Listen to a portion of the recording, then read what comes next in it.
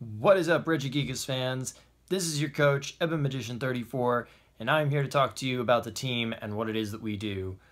We are gamers who love gaming, and mostly right now on this channel, more specifically, we're Pokemon players, but we're everything.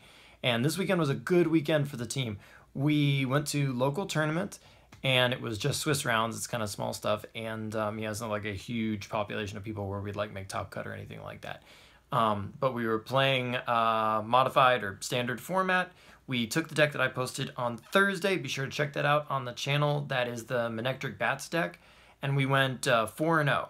Now, played some other fun matches later in the day and stuff like that. Only lost one match all day, and that was to the new Trevenant Break deck. And that one, I feel like we could have won that if we'd been able to top deck the right thing. Kind of made me think about the construction of the deck. Do we need a Hex Maniac, for example? Stuff like that. Because anything, basically, if we could have gotten out from under Trevenant, even his ability, even for like one turn, I think we would have been fine. And I think we got it pretty close because we managed to get rid of most of the energy, which is where that deck kind of stumbled a little bit, but didn't end up winning that game. But all our other games and in the tournament, we went undefeated, like I say. So that was awesome. And I posted those matches on Twitter. Check out Twitter. The link is down in the description. Definitely check that out. And also, we had the Kanto Classic this weekend. That was a video game thing, and it was to celebrate the 20th anniversary and the re-release of Red, Blue, and Yellow on the console, on the 3DS console. So it was like just the Kanto Pokemon, like the Gen 1 Pokemon, which would be 1 through 150 or 151, depending on who you ask, because originally we didn't know about Mew, of course, but they didn't allow Mewtwo and Mew in the tournament. But everything else, it was the basic, it was the first 1 through 149, and it was like no items, so that was kind of interesting because that meant no megas, obviously. So that was good because otherwise it would have been just Kangaskhan's for days.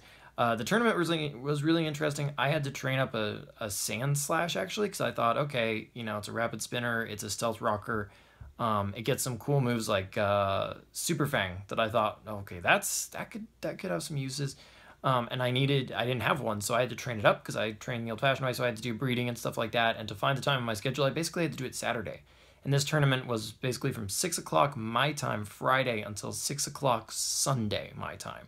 So I finished the training on Saturday, and I was like, okay, I got to get up Sunday and run as many matches as I can. Well, I got 18 out of a total 30, and we got 14 wins out of 18 possible. So that was amazing, I thought. One of our losses was just due to a really terrible freeze hack, so I'm still a little salty about that, but not too bad because that happens. It was like an Ice Beam freeze, so it's a 10% chance. And then to stay frozen for like 5 turns was just awful because it allowed him to switch directly into an Alakazam, which was kind of a gutsy play. Props to my opponent for this. They made a somewhat gutsy call. They saw their win condition and they went for it, so I can't fault them for that. Brought in Alakazam and started Calm Minding, and I was like, because I was already at +4/+4 with my Cosmic Power Clefable, and I was like, if I can just break out, of the freeze, I'll be fine. I can I can fire off like 2, what am I trying to say, Moonblasts, and I'll be fine. Take this thing out. I mean, I could have switched, but it would have meant a lot of damage to the team, and I probably wouldn't have been able to pull the long course, so I kind of had to stick with it and try to, because I mean, I could tank hits from the Alakazam, no problem. I could set up some more Cosmic Powers. I would have been fine, but I goes frozen for 5 turns, and with 4 Calm Minds under that Alakazam's belt, it was just too much, and, that's fine. But I didn't lose to any of the, one-hit KO strategies with the double teams and the minimizes and stuff like that, so I felt okay. But it was a really good weekend, and it's always a shot in the arm when you do that.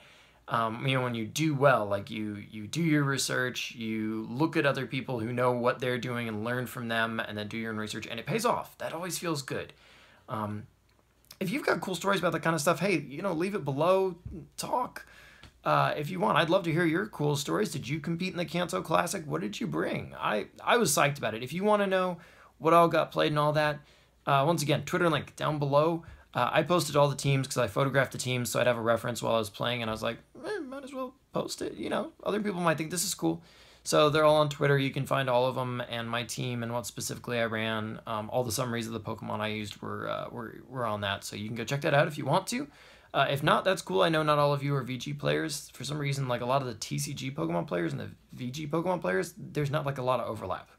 I've never really understood that, but hey, you know, everybody likes different stuff. Just because it's Pokemon doesn't mean everybody likes everything that is Pokemon. So I get that. Just like not all people who like one card game necessarily like all card games, I guess. So that's cool. But anyway, I thought I'd drop that in y'all's ear. It was a good weekend for the team. Yeah, it's a little late in the season, but hey, what can I say? We have had a slow start, and that's Regigigas all over. And now we're to the part where we start hitting really hard, and we're also surprisingly fast. So I'm looking to close out this season, the 2016 season, going strong for us. We are also, I'm going to give you a little bit of an update about the schedule to let you guys know where that is. The You Choose the Deck didn't have a lot of views, so I've cut that, as you may have noticed.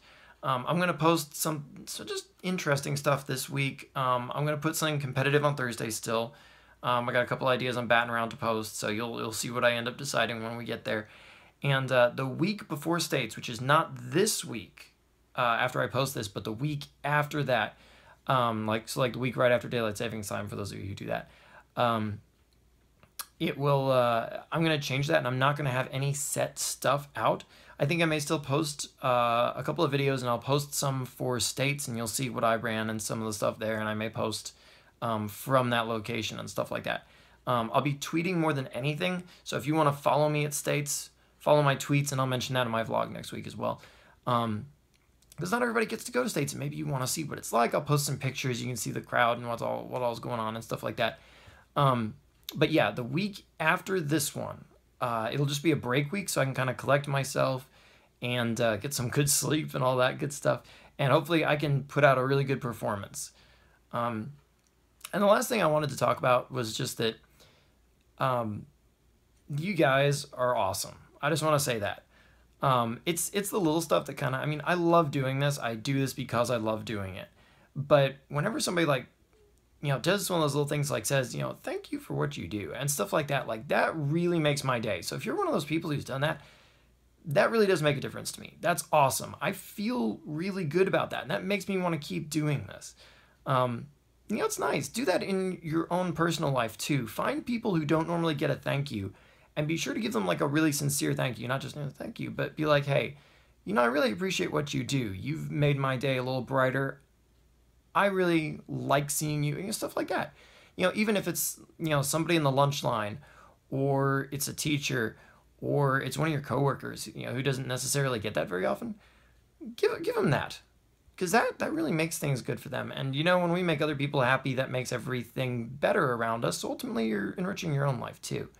But I just want to say thank you to all of you. You really do make a difference to me, and it makes my life brighter. And sometimes my life is kind of, you know, everybody's got their own challenges, and sometimes those challenges kind of get to me, too.